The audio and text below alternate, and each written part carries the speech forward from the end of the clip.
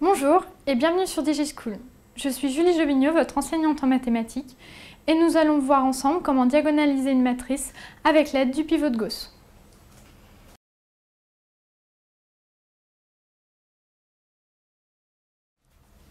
Donc, on a rappelé ce que sont les valeurs propres de A, ainsi que leur multiplicité. Donc maintenant, on va calculer les sous-espaces propres associés.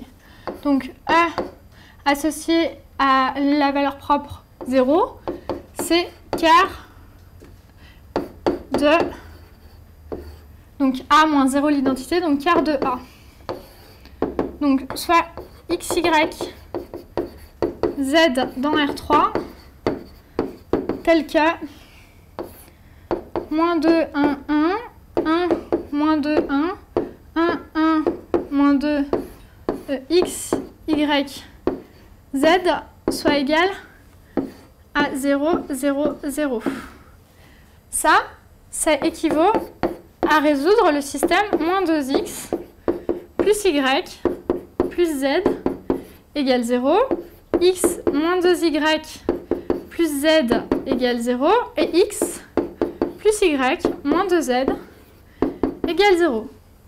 Mais en réalité, tout à l'heure, on a effectué un pivot de Gauss sur ce système, puisqu'on s'est ramené à une matrice triangulaire grâce à la méthode du pivot de Gauss. Et comme ici, c'est des coefficients nuls, puisque quand vous faites la méthode du pivot de Gauss, vous devez appliquer aussi aux coefficients les opérations que vous faites, mais comme ici, c'est des coefficients nuls et que les opérations sont des combinaisons linéaires, ça reste des coefficients nuls. Donc on peut utiliser ce qu'on a trouvé tout à l'heure avec le pivot pour résoudre ce système plus rapidement. Donc la méthode du pivot de Gauss, elle nous dit que la résolution de ce système-là est équivalente à la résolution de ce système-là. Puisqu'on a déjà fait le pivot de Gauss précédemment, on va l'utiliser, on ne va pas le refaire ici. Donc du coup, on n'a que résoudre ce système-là, c'est équivalent à, donc là on est dans le cas où lambda égale 0, à résoudre x plus y moins 2z égale 0, 0 moins 3y plus 3z égale 0, et là 0x plus 0y plus 0z égale 0, donc 0 égale 0. Donc on perd un paramètre, donc on va fixer un paramètre, donc ça, hop, on va le garder au-dessus afin de pouvoir s'en servir par la suite pour le sous-espace propre associé à la valeur propre moins 3. Donc ça équivaut à, et donc ici par exemple on peut fixer y égale t qui appartient à r. Donc là 3z égale 3y, donc z égale y, donc z égale t. Et x, c'est égal x plus y moins 2z égale 0. Donc, comme y égale t et que z égale t aussi, ça équivaut à x égale t. Donc, notre sous-espace propre, c'est vect de 1, 1, 1. Donc maintenant, on va chercher le sous-espace propre associé à la valeur propre moins 3. Et donc ça, c'est le quart de A moins 3 l'identité. Donc R de A plus 3 l'identité. Et donc là, comme tout à l'heure, on se resserre de ce qu'on a montré. Donc ça revient à X plus Y plus Z est égal à 0. Et 0 égale 0, 0 égale 0. Donc là, on voit qu'il faut fixer deux paramètres puisqu'on a perdu deux équations sur les trois. Donc on fixe par exemple z égale t qui appartient à r, y égale s qui appartient à r, donc x égale moins s moins t. Donc, quart de a plus 3 l'identité, qui est égale à e de moins 3, c'est égal à vect de,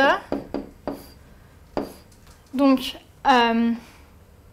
1, moins 1, 0. Et là, moins 1, 0, 1.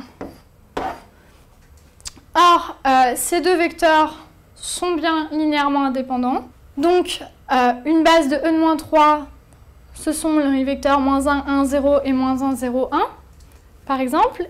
Et donc, e-3, donc, dim de e-3 égale 2.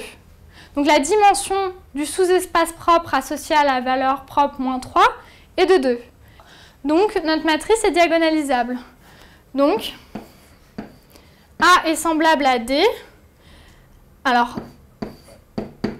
D égale P-1 à P, avec D qui est égal à, donc on peut commencer par la valeur propre 0 par exemple, 0, 0, 0, 0, moins 3, 0, 0, 0, moins 3, et P qui est égal, donc on aligne là, la première colonne correspond à la valeur propre 0, donc on doit mettre un vecteur propre associé à la valeur propre 0, donc 1, 1, 1. Ici, la deuxième colonne est associée à la valeur propre moins 3, donc on met un premier vecteur associé à la valeur propre moins 3. Et il faut faire attention parce que la deuxième colonne est aussi associée à la valeur propre moins 3. Il faut mettre un deuxième vecteur associé à la valeur propre moins 3, mais un vecteur qui ne soit pas collinéaire à celui-ci. Donc, on va prendre l'autre, moins 1, 1.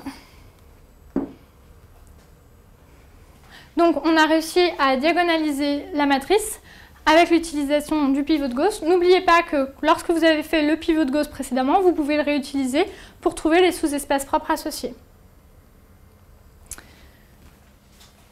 Pour conclure, j'espère que cette vidéo vous a été utile et je vous dis à bientôt sur DigiSchool.